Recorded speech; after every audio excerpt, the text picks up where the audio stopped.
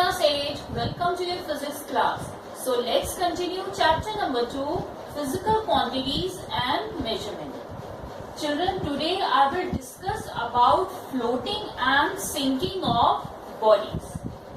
Now if you throw a cock and an iron nail on the surface of water, so what will you observe? The cock will float but the iron nail will sink. So there are many examples which show that some bodies sink in water or any liquid and other bodies float in water or any other liquid. So what is the reason behind it? The floating and sinking depends on the density of the body. If the density of the body is less than that of the liquid, then it will float. And if the density of body is more than that of the liquid, then the body will sink in that liquid. Now, according to the principle of flotation, there are two forces acting on a body whenever it is immersed in a liquid. So, whenever a body is immersed in a liquid, two forces are acting on it. One is the weight of the body.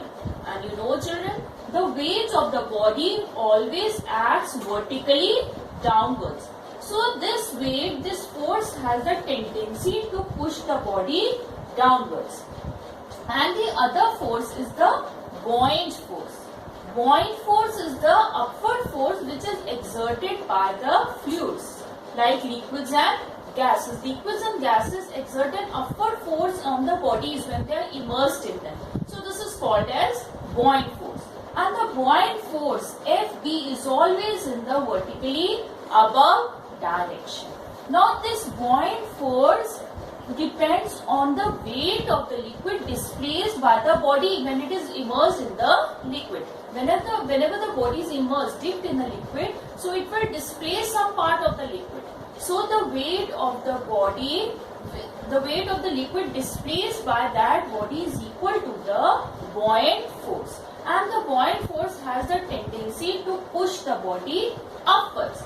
So two forces are acting in opposite direction to each other.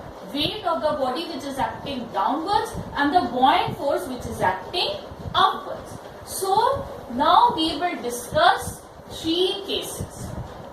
So this is the first case. Suppose a container is filled with the liquid and a body is immersed in it. Now as you see in the first case, the body is sinking. It is at the bottom of the liquid. So what is happening? As I've already told you, two forces are acting on this body. One is the weight of the body which is acting vertically downwards. Another is the buoyant force exerted by the liquid vertically upwards. They are exactly in opposite direction to each other, but not necessary that they are equal to each other. In some cases, the weight of the body is greater than the buoyant force. So now what will happen? The net force on the body will be W minus Fb in the vertically downward direction. Obviously weight is more, so the downward force is more. So the body will be pulled downwards and it will sink.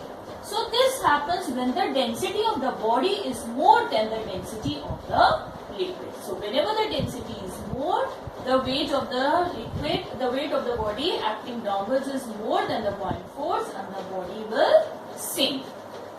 Now let us see the case number 2. Here the body is just floating below the surface of the liquid, inside, just floating. So here the weight of the body is exactly equal to the buoyant force. So the net force on the body is 0 because they are both equal and acting in opposite direction. So the net force on the body is 0. So the body will float inside the liquid. Okay children? Now move on to case 3. Here the body is partially floating in the liquid. A part of the body is inside the liquid and a part is outside the liquid. Here only that portion will be immersed in the liquid if the weight of the liquid displaced by it balances the weight of the body. This body will take some place of this liquid, and if we take the weight of that liquid displaced, that weight of the liquid will be equal to the weight of the body. So here also the net force on the body is 0. So the body floats partially above the surface of the liquid. Thus, children, we conclude that if the density of the body is more than that of the liquid, it will sink. If the density of the body is equal to that of the liquid, then it will float inside the surface of the liquid. And if the density of the body is less than that of the liquid, then it will float partially above the surface of the liquid. So this is the principle of flotation. Now, so this gives you the law of flotation. The weight of the floating body is always equal to the weight of the liquid displaced by its immersed part, that is buoyant force. Whenever a body is immersed in a liquid, then the weight of the liquid displaced by its immersed part is equal to the weight of the floating body. In other words, according to the law of flotation, the apparent weight of the body, the apparent weight of a floating body is 0.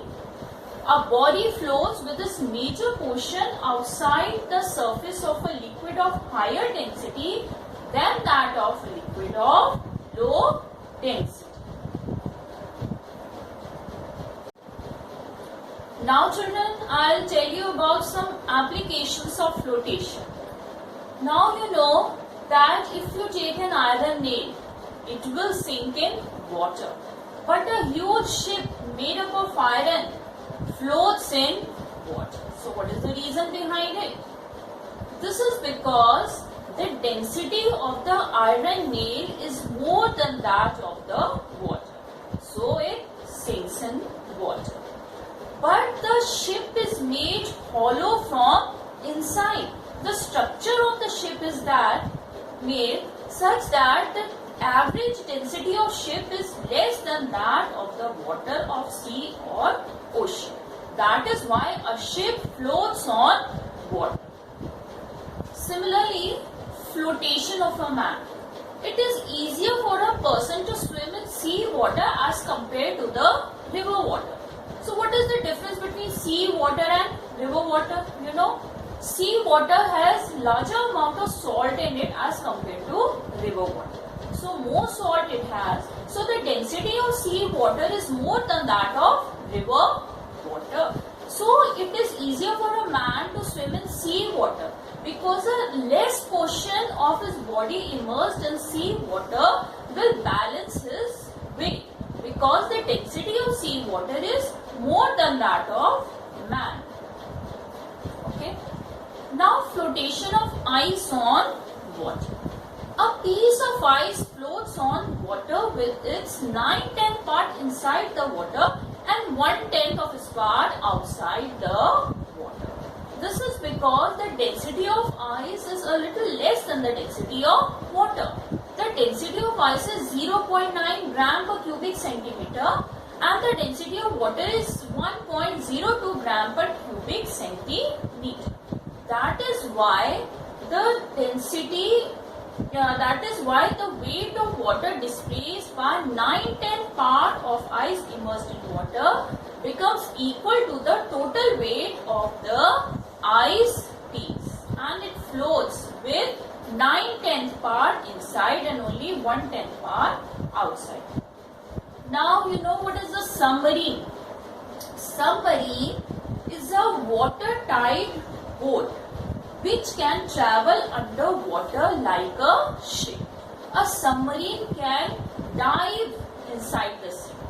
It can come out also and it can dive inside the sea.